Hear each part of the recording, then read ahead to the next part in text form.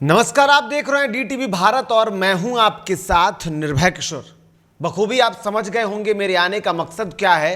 दरअसल पंचायत चुनाव से जुड़ी हुई बड़ी जानकारी, क्योंकि प्रत्याशी जो हैं वो लगातार इंतजार कर रहे हैं कि किस तरीके से वो क्या करें, कैसे चुनाव प्रचार करें, क्या कुछ खर्च होंगे, कितने वाहनों का इस्तेमाल वो कर सकते हैं। इस तरीके की तमाम जानकारियां वैसे हैं और उन्हीं जानकारियों में से कुछ जानकारी आज आपके लिए लेकर के आया हूं। और आगे अब रोज रोज आपको एक नई जानकारी के तहत ये बताऊंगा कि क्या कुछ आप करें ताकि आपके लिए बेहतर होगा, क्या नहीं करें जो आपके लिए समस्या खड़ी कर सकती है, वो सारी जानकारी दूंगा। लेकिन आज जो आपको जानकारी दूंगा वो कुल मिलाकर के देखें तो महत्वपूर्ण जानकारी आपके लिए है। तो आखिरी तक ये वीडियो जरूर देखिएगा, क्योंकि आपको समझ में आएगा कि क्या आपके लिए खास होने वाला है इस पंचायत चुनाव में।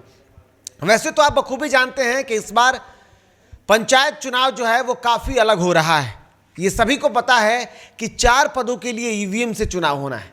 इसके साथ साथ 2 पदों पर पोस्टल बैलेट का इस्तेमाल किया जाएगा, जो कि पहले हमेशा होता आया है। पहली बार ऐसा हो रहा है जब ईवीएम इस्तेमाल हो रहा है। इसके साथ साथ और भी कई जानकारियां हैं जिसको लेकर के परिवर्तन भी हुए हैं और कुछ जानकारियों में थोड़ा संशोधन भी किया गया है। तो आइए आपको कुछ जानकारियां बताते हैं। दरअसल साफ तौर पर देखा गया है कि बिहार पंचायत चुनाव की तैयारी तो वैसे जोरों पर है, सभी लोग अपने अपने स्तर से तैयारी कर रहे हैं। एक तरफ प्रशासनिक अधिकारी व्यवस्थाओं को दुरुस्त करने में लगे हैं, तो दूसरी तरफ चुनाव लड़ने के लिए सोच रहे जितने भी जनप्रतिनिधि हैं वो भी तैयार हैं। लेकिन सबसे बड़ी बात है कि समस्या उन लोगों के लिए गाइडलाइंस क्या आ रही है। राज्य निर्वाचन आयोग ने 101 पन्नों का एक गाइडलाइन जारी किया है। गाइडलाइन पर अगर गौर करें तो जिला परिषद सदस्य का चुनाव लड़ने वाले उम्मीदवारों को 1 लाख रुपए तक छूट मिली है, यानी कि वो खर्च कर सकते हैं। और उस 101 पन्ने का पूरा विवरण मैं आपको रोज रोज आपके सामने आऊंगा और उसको रखने की पूरी कोशिश करूंगा, पूरी जानकारी दूंगा कि क्या कुछ उसमें खास है। लेकिन आज उस पूरे 101 पन्ने का जो एक गाइडलाइन आया है, उस गाइडलाइन की कुछ संक्षिप्त जानकारियां आपको बता रहा हूं। इसमें सबसे पहले बात है कि आखिर में इस पूरे पंचायत चुनाव के दौरान किसको कितना खर्च करना है, यानी कि चुनाव के दौरान आप कितना खर्च कर सकते हैं। तो सबसे अधिक आपको बता दूं कि 1 लाख रुपए खर्च करने के लिए जो अनुमति मिली है वो जिला परिषद के जो सदस्य होंगे उनको 1 लाख रुपए खर्च करने का इस पूरे चुनाव में छूट है।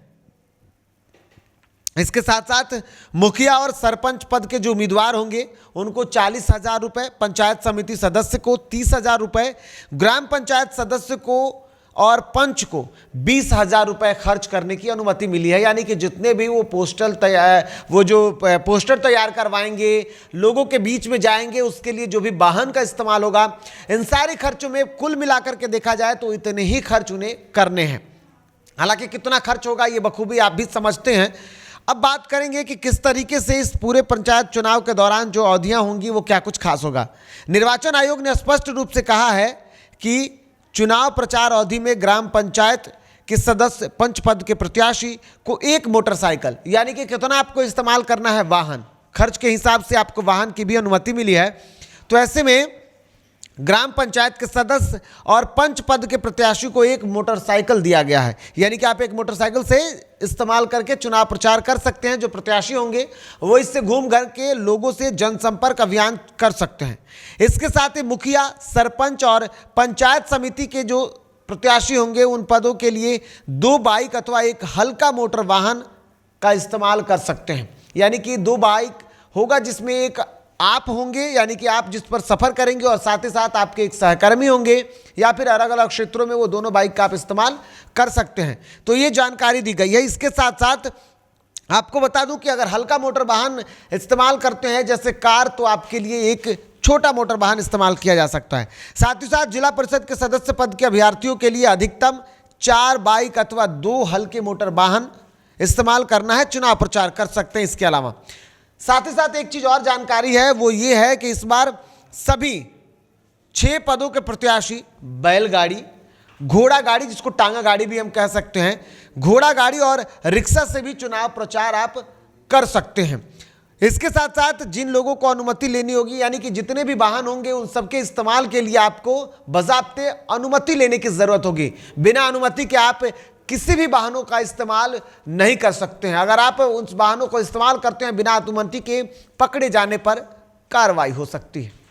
इसके साथ ही अगर आप अनुमति लेंगे तो उस अनुमति के लिए अनुमति तो आपको मिल जाएंगी, लेकिन जितना भी खर्च आएगा उस पर, यानी कि घोड़ा गाड़ी, रिक्शा और टायर गाड़ी पर जो भी खर्च आएगा वो सब आपके खर्चे में शामिल करना है। यानी कि उसकी पूरी जानकारी जो आप जब चुनाव के बाद देंगे तो उनमें उन सारी चीज़ों का आपको ब्यौरा देना होगा। इसके साथ साथ आयोग ने यह भी तय किया है कि कोई भी प्रत्याशी अगर किसी सियासी दल के झंडा या बैनर का इस्तेमाल करता है तो वह अयोग्य घोषित कर दिया जाएगा, यानी कि उनकी उम्मीदवारी रद्द कर दी जाएगी। पंचायत चुनाव में किसी राजनीतिक पार्टी के नाम या चुनाव चिन्ह के सहारे वोट मांगने पर भी आदर्श आचार संहिता का उल्लंघन माना जाएगा और नियमों के तहत उन पर कार्रवाई की जाएगी। जुलूस के शुरू होने का समय और जगह स्थान पहले से तय करना होगा। साथ ही साथ उसके लिए बाकायदे आपको अनुमति लेनी होगी। मार्ग और किस समय स्थान पर जुलूस समाप्त होगा, इन सारी की जानकारी आपको पहले ही तय कर पुलिस पदाधिकारियों को अग्रिम रूप से बता देनी होगी। और उसके बाद अगर आप जुलूस लेकर के निकलते हैं और किसी भी तरीके की लोगों को बाधा उत्पन्न होती है तो ऐसे में आप पर कार्रवाई हो सकती है। मतदाताओं को जारी पहचान पत्र सफ़ेद कागज की होनी चाहिए जिस पर अभ्यर्थी का नाम, प्रतीक चिन्ह नहीं होना चाहिए, सिर्फ और सिर्फ नाम होना चाहिए। यानी कि जो भी हम पहचान पत्र देते हैं, यानी किसी को जब वोट देने के दौरान जो भी प्रत्याशी की तरफ से जो पत्र दिया जाता है, जो एक पहचान पत्र दिया जाता है, जिससे कि जब लोग वोटर जो जाते हैं वोट देने तो उन पर किसी भी तरीके का पहचान भी आप नहीं दे सकते हैं। सिर्फ एक सफ़ेद कागज़ पर काले रंग से लिखी हुई उस व्यक्ति का नाम होना चाहिए, इसके अलावा आप कुछ और बांट नहीं सकते हैं। अगर इस तरीके से किसी भी मामले में आपने अगर कोई ऐसा उल्लंघन किया, आदर्श आचार संहिता का अगर आपने उल्लंघन किया तो आप पर कड़ी कार्रवाई हो सकती है। एक बात और खास जानकारी दी गई है, दरअसल बिहार में शराबबंदी है और शराबबंदी के बीच में अगर किसी भी प्रत्याशी के संपर्क में रहने वाले या जनप्रतिनिधि के संपर्क में रहने वाले जो लोग होंगे या अगर उससे जुड़ा हुआ किसी भी तरीके का शराब खरीदा जाता है अवैध रूप से, तो उन पर कार्रवाई होने के साथ साथ उन मुखिया प्रत्याशी की या फिर उन जो 6 पदों पर चुनाव होने वाला है उस किसी भी पद के प्रत्याशी की उम्मीदवारी रद्द हो जाएगी और उन पर कानूनी कार्रवाई होगी।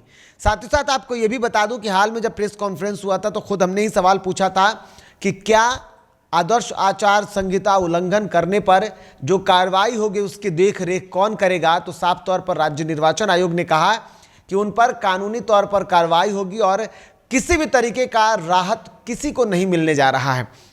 यानी कि अगर वो दोषी पाए जाते हैं तो उन पर कार्रवाई होगी और सख्त से सख्त कार्रवाई होगी।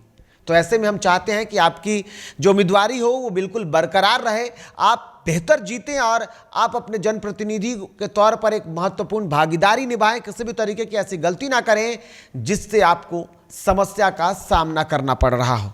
इसके साथ ही एक बड़ी बात तो ये है कि अगर आप हमें फेसबुक पर देख रहे हैं तो आप रोज शाम 5 बजे DTV भारत के खास कार्यक्रम महापंचायत का महासंग्राम में हमारे साथ जुड़ सकते हैं।